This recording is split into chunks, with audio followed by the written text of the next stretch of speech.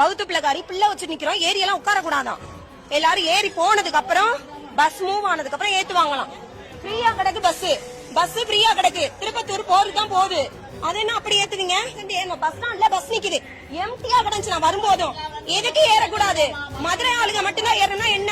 Tirupattur போறவங்கன்னா bus கிளம்பையில ஏறிக்கவாம்ல. லாஸ்டா இதே சம்பவம் கொஞ்ச நாளைக்கு முன்னாடி ஒரு பிரைவேட் பஸ்ல நடந்துச்சு. அந்த பிரைவேட் பஸ்ஸோட கண்டக்டரை வந்து நடத்துனர் உரிமத்தை ரத்து பண்ணாங்கன்னு நினைக்கிறேன். அதே மாதிரி அந்த பிரைவேட் பஸ் கம்பெனி மேலையும் நடவடிக்கை எடுத்தாங்க. இப்ப இதுக்கு என்ன பண்ண போறாங்களா அரசாங்கம்? ஏன்னா இது நடந்தது ஒரு அரசாங்க பேருந்தோட நடத்துனர் பண்ணியிருக்காங்க. அதாவது மேட்ரு என்னன்னா, காரைக்குடியில இருந்து மதுரைக்கு வந்து பஸ் போகுது, கவர்மெண்ட் பஸ், ரூட் பஸ். காரைக்குடியில இருந்து திருப்பத்தூர் வழியா போற வண்டி. இதுல என்ன மேட்ருனா, இது வழக்கம் போல நடக்கிறது. அதாவது சோர்ஸ்ல இருந்து டெஸ்டினேஷன் போறவங்களை மட்டும் ஏத்தி உட்கார வைக்கிறது, மத்தவங்கள பூரா வழியில நிக்க விடுறது. அதாவது இந்த பஸ் பாத்தீங்கன்னா காரைக்குடியில இருந்து மதுரை போதா, அதாவது திருப்பத்தூர் வழியா போதா, திருப்பத்தூர் வழியா போற வழியில எங்கெங்கெல்லாம் ஸ்டாப் இருக்கோ அந்த வழியில உள்ள ஸ்டாப்ல உள்ளவங்கலாம் வந்துட்டு ஏறி உட்கார கூடாது. மதுரைக்கு போறவங்களுக்கு வந்து ஃபர்ஸ்ட் ப்ரிஃபரன்ஸ் கொடுத்து ஏறி உட்கார வச்சிருறது. அதுக்கு இடையில உள்ள ஸ்டாப்ல இறங்குறவங்கள அதுக்கப்புறம் ஏற விடுறது. இடம் இருந்தா உட்காருவாங்க, இல்லைன்னா நின்றுட்டு வருவாங்க. ஏன் அதுக்கு இடையில இறங்குறவங்க என்ன டிக்கெட் எடுக்காமலா பயணம் பண்ண போறாங்க? மதுரையில போய் இறங்குறவங்க மட்டும்தான் டிக்கெட் எடுக்க போறாங்களா அப்படின்னு அந்த அம்மா கேட்கிற கேள்வி 100% நியாயம். இதுல இன்னொன்னு என்ன அப்படின்னா, அந்த அம்மா வந்து வயிற்று புள்ளக்காரி அப்படின்னு சொல்றாங்க. பிரெக்னன்ட் லேடி அவங்க. நீ அடுத்த ஸ்டாப்லயே அவங்க இறங்கினாலும் ஏறி உட்கார வைக்க வேண்டியதானே? முதலா போகுது. மதுரை வர போறவங்க உட்காந்துதான் போகணும்னு நினைச்சாங்கன்னா இந்த பஸ்ல வேகமா வந்து ஏற போறாங்க. அப்படி வேகமா வராது அந்த பயணியோட தப்பு. அதுக்கு இடையில பாத்தீங்கன்னா, இடையில இறங்க போறவங்க ஏறி உட்காந்துட்டாங்கன்னா இடையில இறங்கும் போது அந்த சீட்ல அவர் உட்காந்துக்கிற போறாரு மதுரைக்கு போறாரு. ஆரம்பத்துல இருந்து முடிகிற வரை நான் உட்காந்தே தான் போவேன்ற எண்ணம் உள்ளவங்க அடுத்த பஸ்ஸுக்கு வெயிட் பண்ணட்டும், இல்லைன்னா முன்னாடியே வந்து ஏறட்டும். ஆனா நீங்க யாரா முடிவு பண்றது யார் நிக்கணும் யார் உட்காரணும்னு? இடையில உள்ள ஸ்டாப்பை ஏன் வைக்கிறிய? நேரா இங்க இருந்து எடுத்து மதுரையில போய் நிப்பாட்டிட்டு போக வேண்டியதானே?